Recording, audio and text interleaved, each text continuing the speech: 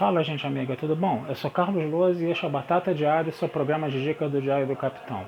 E hoje nós vamos continuar nossas análises de episódios de Jornada nas Estrelas. Vamos voltar a DS9, mais especificamente ao 18º episódio da primeira temporada, intitulado Dueto. Gente, esse é um episódio muito interessante, é um episódio que vale muito a pena você tirar um pouquinho do seu tempo para voltar a assistir, porque é um episódio que vai voltar a falar, né, de atrocidades de guerra, da realidade de campos de concentração, né, de genocidas, né, de se você deve se vingar deles ou não, se eles devem ir a julgamento, essas coisas todas, né. E para a gente poder entender um pouco, né, por que esse episódio é tão bom, vamos falar um pouquinho do plot dele. Um cargueiro, né, chega à estação, né, e o capitão desse cargueiro fala que existe um paciente que está com uma síndrome, uma doença, né, que apareceu num campo de concentração, né, cardassiano, né, que mantinha bajorianos como reféns, né. Essa doença só apareceu entre os prisioneiros do campo, né, no caso, né, então é uma doença muito específica ali, né. E é uma doença que o doutor nem conhece, mas aí depois ele vai estudando, coisa e tal, né? E esse passageiro, ele tá com essa doença. A Kira vai querer ver esse passageiro, né? Até porque a Kira, quando ela fazia parte lá da célula de resistência bajoriana dela, ela libertou esse campo específico que tinha essa doença, né? E quando ela se depara com o prisioneiro, ela percebe que o prisioneiro é um cardassiano, né? Então, na cabeça dela, ele era um criminoso de guerra, né? Porque essa doença só se deu nesse campo, e se ele é um cardassiano que contraiu essa doença nesse campo, ele estava cometendo muitas atrocidades nesse campo, porque esse é um campo onde houve muita matança de bajorianos, uma atrocidade total, né? Esse esse cardassiano, num primeiro momento, ele diz que era um arquivista do campo, que era um burocrata, né, que não tem culpa nenhuma não teve culpa nenhuma nas mortes, que ele só escutava gritos, que ele não sabia que acontecia atrocidades no campo, né? E aí o Cisco ainda está meio na dúvida, né, de se ele é realmente um criminoso de guerra ou não, apesar dele ter mentido. Ele disse que tinha uma outra doença, né? Mas depois o doutor constatou que a doença que ele havia contraído era do campo mesmo. Então você tinha uma certa suspeita ali, né? Mas o Cisco queria ter a certeza absoluta, né? Então ele ainda estava investigando, né? Ele queria que o Odo investigasse tudo isso, mas na verdade a Kira já estava tocando a investigação. E mesmo o Cisco podendo achar que a Kira poderia ser parcial nessa investigação, né? A Kira jurou de pés juntos que não seria parcial nessa investigação, que ela seria realmente imparcial, que ela faria tudo direitinho, que ela queria a confiança do Cisco, e o Cisco deu a confiança para ela.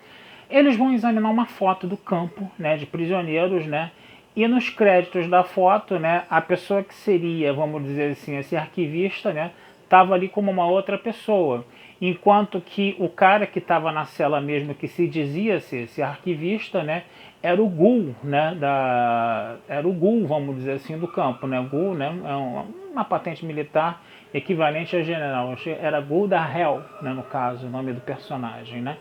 E aí a Kira vai conversar com o prisioneiro, né? Vai conversar lá com o cara que está na cela, e o cara admite mesmo que é o Gul, né, no caso, que ele era o cara que dirigiu o campo, que ele ficou muito orgulhoso de cometer aquelas atrocidades, coisa e tal, né? Ele fez uma meia-culpa legal ali, mas dentro de um ego altamente inflado, dizendo que os bajorianos eram criaturas insignificantes que tinham que ser mesmo exterminadas, né? Um nazistão, né? Na melhor acepção da palavra, ou pior, né? Depende de como você vê a coisa, né? E aí a Kira fica transtornada, né? E o detalhe é o seguinte, o nosso Odo ele vai continuar a investigar, né? Porque como é que o cara sabia, como é que o prisioneiro sabia que a Kira fazia parte da resistência, né, bajoriana, né? Porque ele fala isso para Kira, né? Como é que o cara sabia que a Kira fazia parte da resistência bajoriana, né?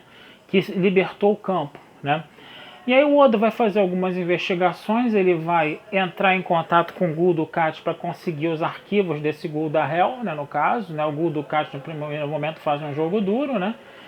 E aí ele fala, o Odo cita o Gul'Dahel e o Dukat fala que o Gul'Dahel tinha morrido já há algum tempo, que ele tinha sido enterrado com honras militares, né?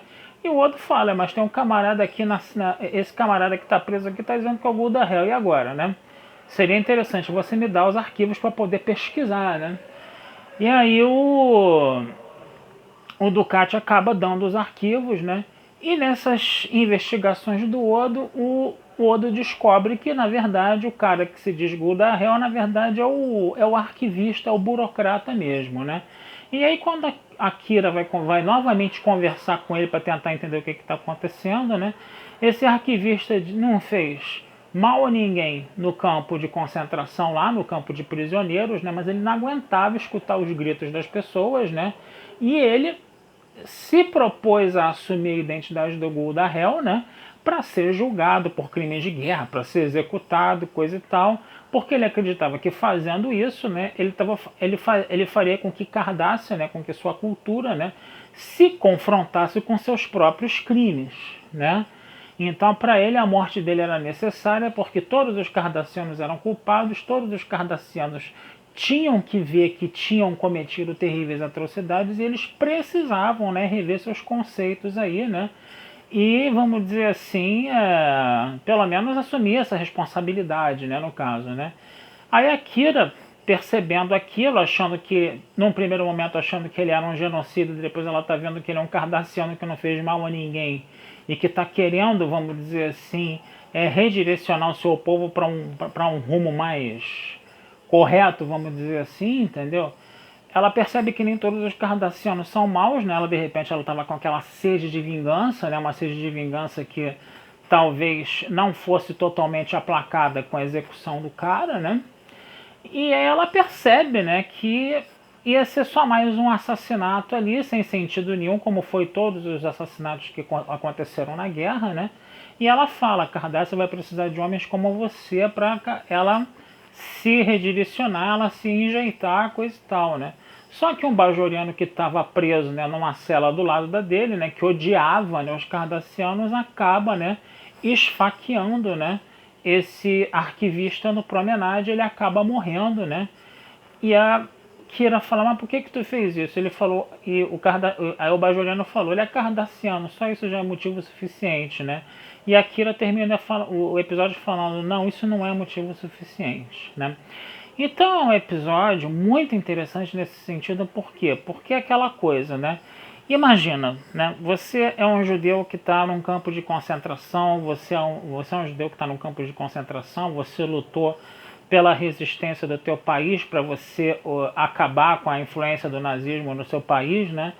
E a tua vontade, né, vendo as atrocidades que os nazistas cometeram, é você matar todos os nazistas do mundo da forma mais cruel possível. Você tá com aquele sentimento de vingança mesmo, você quer a morte, entendeu? Dos algozes do seu povo mesmo, entendeu? Uma morte terrível, lenta, dolorosa, coisa e tal, né? Para você aplacar essa raiva, essa revolta que você tem de ter visto o seu povo dizimado, né?